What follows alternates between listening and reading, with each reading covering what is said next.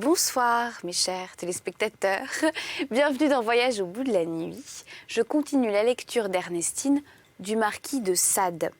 Voilà, j'espère que ça vous plaît, j'espère que vous allez bien. Vous pouvez réagir sur Facebook et sur Twitter avec le hashtag VBN comme d'habitude. Et je continue donc. Alors, Madame Scholz venait d'arriver chez Ernestine. « Pressez-vous, lui dit la négociante, et volons ensemble chez le comte Oxtierne.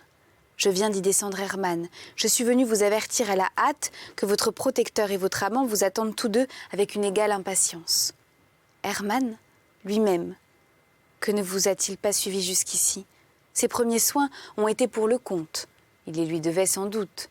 Le sénateur qui vous aime s'immole pour ce jeune homme. Hermann ne lui doit-il pas de la reconnaissance? Ne serait-il pas ingrat d'y manquer? Mais vous voyez comme tous deux m'envoient vers vous avec précipitation. C'est le jour des sacrifices, mademoiselle, continua la Scholz, lançant un regard faux sur Ernestine. Venez les voir consommer tous. Cette malheureuse fille, partagée entre le désir extrême de voler où on lui disait qu'était Hermann et la crainte d'une démarche hasardée, en allant chez le comte pendant l'absence de son père, reste en suspens sur le parti qu'elle doit prendre.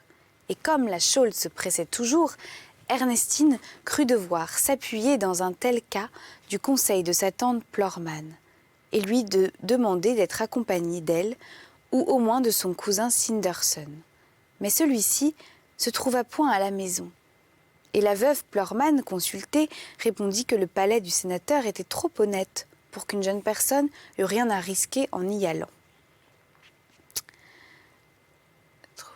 Elle ajouta que sa nièce devait connaître cette maison, puisqu'elle y avait été plusieurs fois avec son père, et que d'ailleurs, dès qu'Ernestine y allait avec une dame de l'État et de l'âge de Madame Scholz, il n'y avait certainement aucun danger, qu'elle s'y joindrait assurément bien volontiers si depuis 10 ans, d'horribles douleurs ne la captivaient chez elle sans en pouvoir sortir. « Mais vous ne risquez rien, ma nièce, continua la Plorman.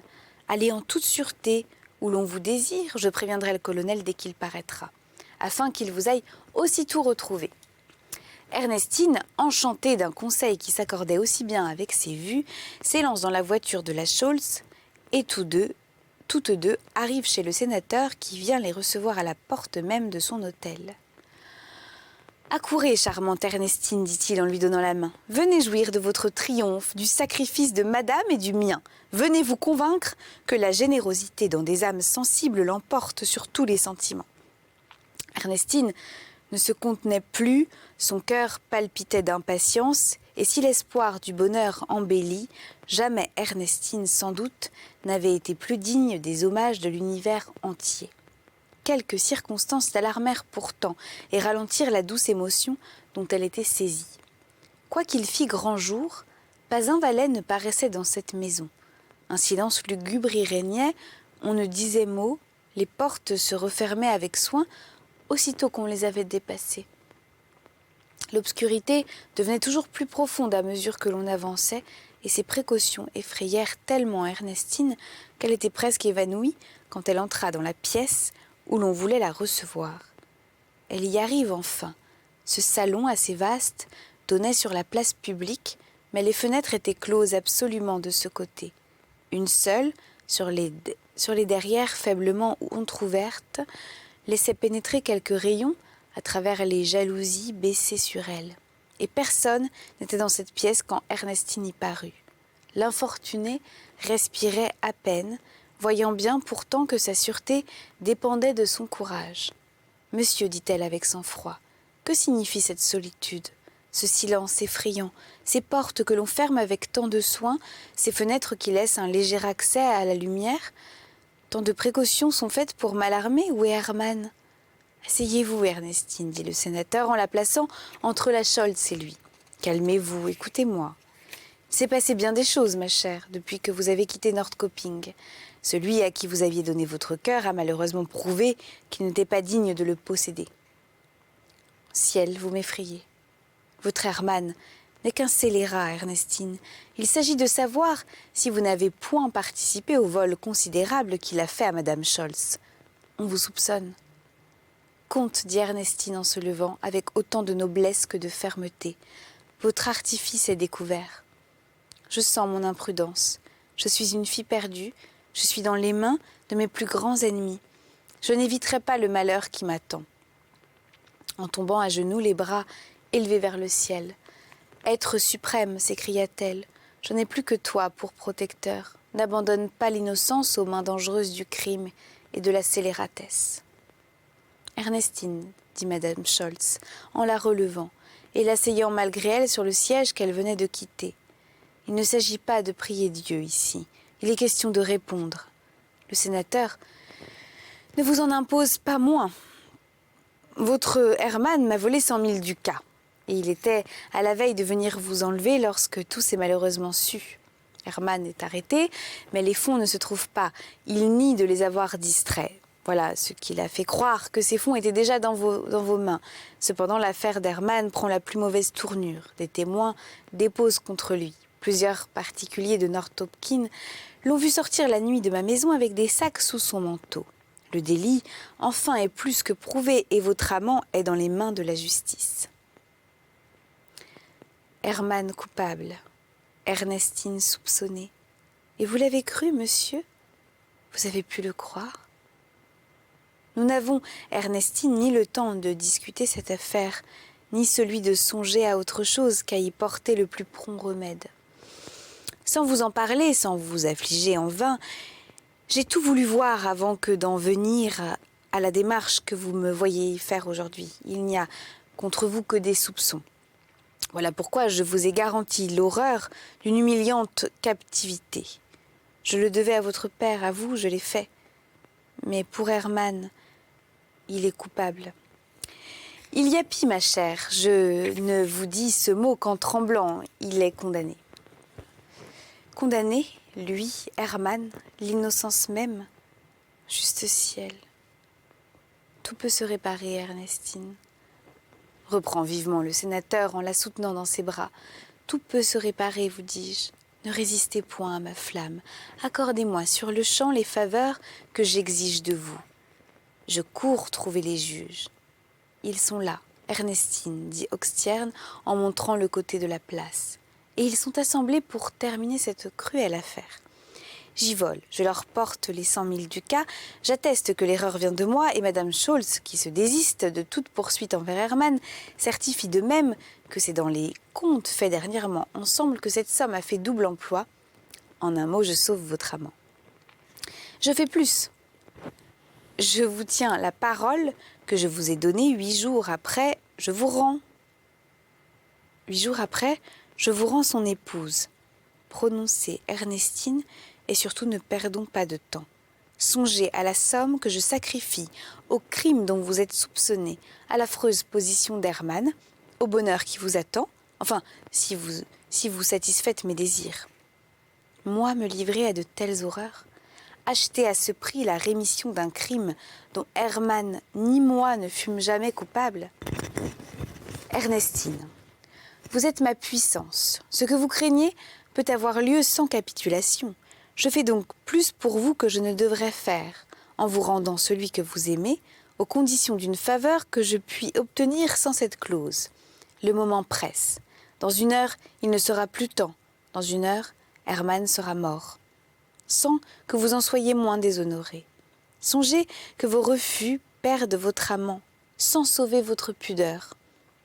Et que le sacrifice de cette pudeur dont l'estime est imaginaire redonne la vie à celui qui vous est précieux. Que dis-je, le rend dans vos bras à l'instant. Fille crédule et faussement vertueuse, tu ne peux balancer sans une faiblesse condamnable. Tu ne le peux sans un crime certain. Tu ne le peux sans un crime... Pardon, j'ai perdu ma ligne. Fille crédule et faussement vertueuse, tu ne peux balancer sans une faiblesse condamnable. Tu ne le peux sans un crime certain. En accordant, tu ne perds qu'un bien illusoire. En refusant, tu sacrifies un homme et cet homme, immolé par toi, c'est celui qui t'est le plus cher au monde. Détermine-toi, Ernestine, détermine-toi. Je ne te donne plus que 5 minutes. Toutes mes réflexions sont faites, monsieur.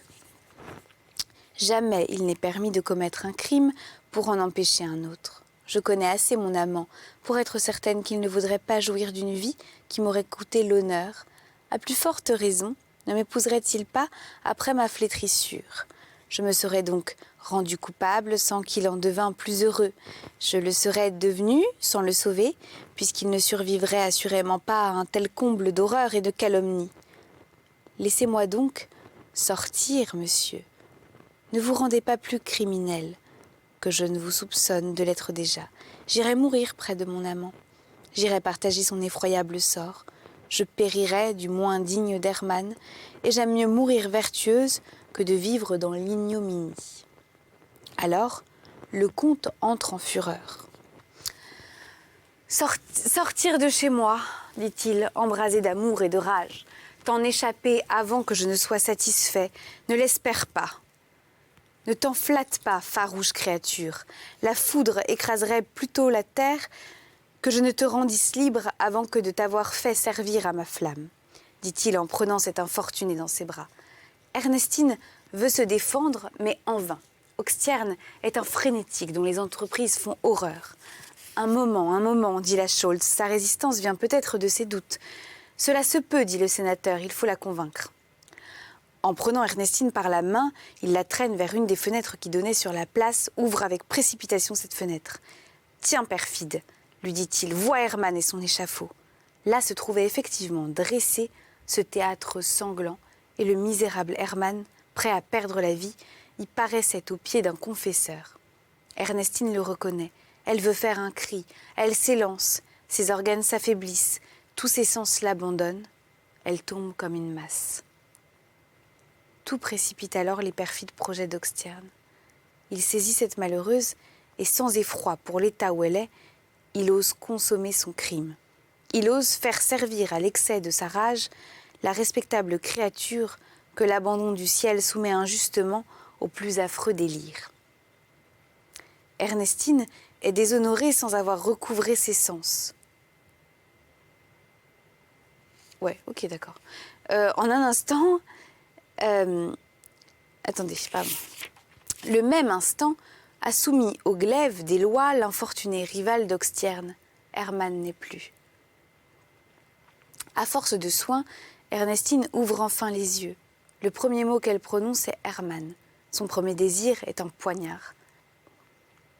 Elle se lève, elle retourne à cette horrible fenêtre. Encore entr'ouverte, elle veut s'y précipiter, on s'y oppose, elle demande son amant, on lui dit qu'il n'existe plus et qu'elle est la seule coupable de sa mort. Elle frémit, elle s'égare, des mots sans suite sortent de sa bouche, des sanglots les interrompent. Il n'y a que ses pleurs qui ne peuvent couler. Ce n'est qu'alors qu'elle s'aperçoit qu'elle vient d'être la proie d'Oxtierne. Elle lance sur lui des regards furieux. « C'est donc toi, scélérat, dit-elle, c'est donc toi qui viens de me ravir à la fois l'honneur et mon amant. » Ernestine, tout peut se réparer, dit le comte. Je le sais, dit Ernestine, et tout se réparera sans doute. Mais puis-je sortir enfin? Ta rage est-elle assouvie? Sénateur, s'écrie la Scholz, ne laissons pas échapper cette fille, elle nous perdra. Que nous importe la vie de cette créature? Qu'elle la perde et que sa mort mette nos jours en sûreté. Non, dit le comte, Ernestine sent qu'avec nous, les plaintes ne serviraient à rien. Elle a perdu son amant, mais elle peut tout pour la fortune de son père. Qu'elle se taise et le bonheur encore peut luire pour elle. Des plaintes, sénateur, moi des plaintes, madame peut imaginer que j'en veuille faire. Oh non, il est une sorte d'outrage dont une femme ne doit jamais se plaindre. Elle ne le pourrait sans s'avilir d'elle-même et des aveux dont elle se serait forcée de rougir, alarmerait bien plus sa pudeur que les réparations qu'elle en recevrait ne satisferaient sa vengeance. Ouvrez-moi, sénateur, ouvrez-moi, et comptez sur ma discrétion. Ernestine, vous allez être libre. Je vous le répète, votre sort est entre vos mains. Je le sais, reprit fièrement Ernestine. Ce sont elles qui vont me l'assurer. Quelle imprudence, s'écria la Scholz. Oh, comte, je n'aurais jamais consenti de partager un crime avec vous si je vous avais cru tant de faiblesse. Ernestine ne nous trahira point, dit le comte. Elle sait que je l'aime encore. Elle sait que l'hymen peut être le prix de son silence. Ah, ne craignez rien, dit Ernestine en montant dans la voiture qui l'attendait. J'ai trop trop d'envie de réparer mon honneur, pour m'avilir par des moyens si bas. Vous serez content de ce que j'emploierai.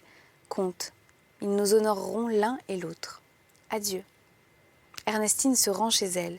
Elle s'y rend au milieu de cette place où son amant vient de périr. Elle y traverse la foule qui vient de repaître ses yeux de cet effrayant spectacle. Son courage la soutient, ses résolutions lui donnent des forces. Elle arrive, son père rentrait au même instant. Le perfide Oxtierne avait eu soin de le faire retenir tout le temps utile à son crime. Il voit sa fille échevelée, pâle, le désespoir dans l'âme, mais l'œil sec néanmoins, la contenance fière et la parole ferme. Enfermons-nous, mon père, j'ai à vous parler. Ma fille, tu me fais frémir, qu'est-il arrivé? Tu es sortie pendant mon absence? On parle de l'exécution d'un jeune homme de Nordkoping. Je suis rentrée dans un trouble, dans une agitation. Explique-moi, la mort est dans mon sein. Écoutez-moi, mon père, retenez vos larmes, et se jetant dans les bras du colonel. Nous n'étions pas nés pour être heureux. Mon père, il est de certains êtres que la nature ne crée que pour les laisser flotter de malheur en malheur. Le peu d'instants qu'ils doivent exister sur la terre, tous les individus ne doivent pas prétendre à la même portion de félicité. Il faut se soumettre aux volontés du ciel. Votre fille vous reste au moins, elle consolera votre vieillesse, elle en sera l'appui. Le malheureux jeune homme de Nordkoping, dont vous venez d'entendre parler, est Hermann. Il vient de périr sur un échafaud sous mes yeux. Oui, mon père, sous mes yeux. On a voulu que je le visse, je l'ai vu. Il est mort, victime de la jalousie de la Scholz et de la frénésie d'Oxtierne. Ce n'est pas tout, mon père. Je voudrais n'avoir à vous apprendre que la perte de mon amant, j'en ai une plus cruelle encore. Votre fille ne vous est rendue que déshonorée. Oxtierne, pendant qu'on immolait une de ses victimes, le scélérat flétrissait l'autre. Sanders, se levant ici avec fureur, « C'en est assez, dit-il. Je sais mon devoir. Le fils du brave ami de Charles XII n'a pas besoin qu'on lui apprenne comment il faut se venger d'un traître. Dans 1 heure, je serai mort, ma fille, ou tu seras satisfaite. » « Non, mon père, non, » dit Ernestine, en empêchant le colonel de sortir. « J'exige, au nom de tout ce qui peut vous être le plus cher, que vous n'embrassiez pas vous-même cette vengeance. Si j'avais le malheur de vous perdre, pensez-vous à l'horreur de mon sort? Restez seul sans appui, aux mains perfides de ces monstres, croyez-vous qu'ils ne m'auraient pas bientôt immolé? Vivez donc pour moi, mon père, pour votre chère fille qui, dans l'excès de sa douleur, n'a plus que vous pour secours et pour consolation, n'a plus que vos mains dans le monde qui puissent essuyer ses larmes. Écoutez mon projet. Il s'agit ici d'un léger sacrifice qui peut-être même deviendra superflu. Si mon cousin Sinderson a de l'âme, la crainte que ma tante ne nous préfère dans son testament est la seule raison qui met un peu le froid entre lui et nous. Je vais dissiper sa frayeur. Je vais lui signer une entière renonciation à ce legs. Je vais l'intéresser à ma cause. Il est jeune, il est brave, il est militaire comme vous. Il ira trouver Oxtierne. Il lavera mon injure dans le sang de ce traître. Et comme il faut que nous soyons satisfaits, s'il succombe, mon père, je ne retiendrai plus vos bras. Vous irez à votre tour chercher le sénateur et vous vengerez à la fois l'honneur de votre fille et la mort de votre neveu. De cette manière, le scélérat qui m'a trompé aura 2 ennemis au lieu d'1. Saurions-nous trop les multiplier contre lui? Voilà, merci beaucoup de m'avoir écouté. C'est la fin de cette émission de Voyage au bout de la nuit. Je terminerai ce livre à la prochaine émission. Je vous embrasse très fort.